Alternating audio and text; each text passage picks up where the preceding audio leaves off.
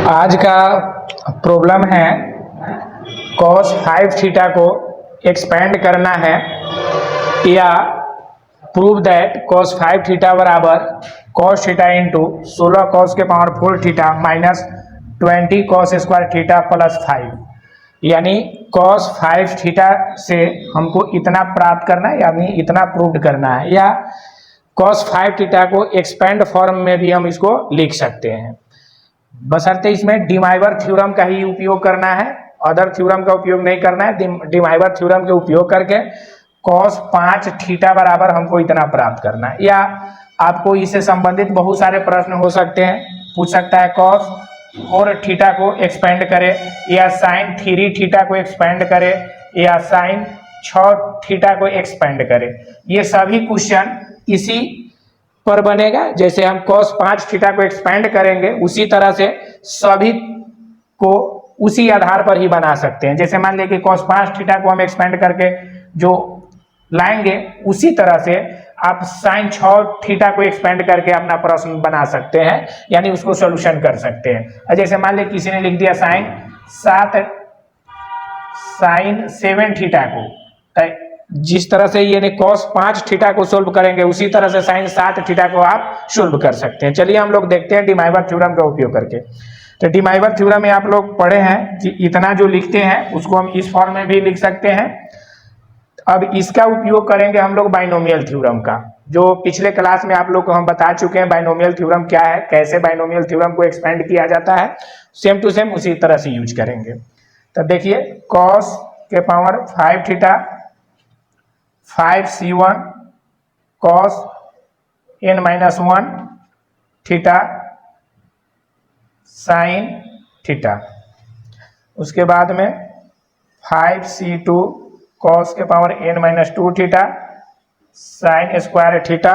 अब यहाँ पर i है तो आप सिर्फ i लगा देते, i लगा दीजिए।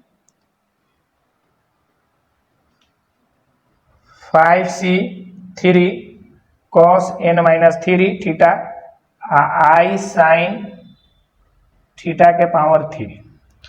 मगर इतना ध्यान देना है कि 5 है होल पावर तो आपको 6 बार लिखना पड़ेगा, 1 2 3 4। 5c4 cos के पावर 4 cos के power n-4 theta i sin theta के whole power 4। 5c5 cos n-5 theta i sin theta के पावर 5। इसको हमने बाइनोमियल थ्योरम की सहायता से एक्सपेंड कर दिया। आप लोग को ध्यान इतना ही देना है कि पावर जब 5 हो तो आप 6 बार एक्सपेंड कीजिएगा, तभी आपका ये प्रॉब्लम सोल्व हो पाएगा। अगर यहाँ पर 4 हो तो एक्सपेंड में 5 गो स्टेप होना चाहिए, अगर 3 हो तो एक्सपेंड में 4 गो स्टेप होना चाहिए। तो cos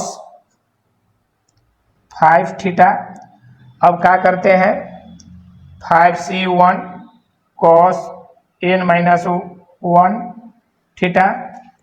अब यहाँ पर i sin थीटा जोड़ 5c2 cos n-2 थीटा, इसको लिख सकते हैं i square sin square theta.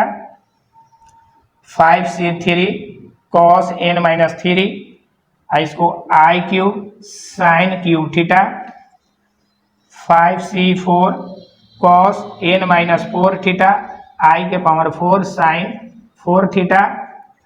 अब 5c5 cos के power n-5 theta into i के पावर 5 और sin के पावर 5 थीटा। अब यहाँ पर आप यूज कीजिएगा सभी n के जगह पर 5, यानी चूंकि यूज n बराबर 5 और जहाँ i स्क्वायर है वहां पर -1 यूज कीजिएगा। तो यहाँ पर ध्यान दीजिए cos के पावर 5 थीटा, अब यहाँ पर 1 रखते हैं, सॉरी n के जगह पर 5 रखते हैं, तो ये हो जाएगा 5c1 अब cos 5 में से 1 जाएगा 4 हो जाएगा 4 थीटा i sin थीटा। अब यहाँ पर है 5c2 5 n के जगह 5 रखेंगे तो 3 थीटा आई स्क्वायर है तो इसका मान -1 हो जाएगा, तो अर्थात आप इसको डायरेक्ट यहाँ पर माइनस कर दीजिए, आपका ये हो जाएगा साइन स्क्वायर थीटा। अब यहाँ पर आइए 5c3, अब 5 में से 3 गया तो 2 cos स्क्वायर थीटा, आई क्यूब है तो इसका हो जाता है माइनस में आई, क्या हो जाता है माइनस में आई साइन क्यूब थीटा। अब यहाँ पर आइए 5c4, अब यहाँ पर सीधे हो जाएगा आपका cos थीटा, 4 है तो वही प्लस में रह जाएगा साइन के पावर 4 थीटा ही हो जाएगा। अब यहाँ पर 5c5 रखेंगे तो 0 हो जाएगा, आई के पावर है तो यहाँ पर आई के पावर अगर 5 हो, ठीक है, तो आप लिख सकते हैं आई के स्क्वायर इंटू आई, तो यानी सिर्फ क्या हो जाएगा आपका आई साइन के पावर 5 थीटा हो जाएगा। अब इस फॉर्म में हम लोग लिख दिए। अब क्या कीजिएगा, रियल पार्ट और इमेजिनरी पार्ट को अलग अलग कीजिएगा, यानी cos 5 थीटा और आई साइन 5 थीटा, जो ये सब आ रहा था तो हमको एक्सपेंड करना है cos को, तो सिर्फ रियल पार्ट को आई इसको बोलते हैं इमेजिनरी पार्ट, आई वाला को इमेजिनरी पार्ट बोलते हैं, आर वाला को रियल पार्ट बोलते हैं। तो सिर्फ हम रियल पार्ट को इक्वेटिंग कर लेते हैं अलग अलग, तो रियल पार्ट है वो ये हो गया, एक यहाँ पर हो गया रियल पार्ट और एक यहाँ पर हो गया रियल पार्ट, और आई जितना है, जैसे देखिए यहाँ पर आई है इस इमेजिनरी में आ जाएगा, यहाँ पर भी आई है इमेजिनरी में आ जाएगा, यहाँ पर भी आई है इमेजिनरी में आ जाएगा। तो हम रियल पार्ट को ले लेते हैं क्योंकि cos थीटा में कौन सा पार्ट है, रियल पार्ट है। तो यहाँ पर आइए cos 5 थीटा बराबर आपका आ जाएगा cos के पावर 5 थीटा, और यहाँ पर हो जाएगा -5c2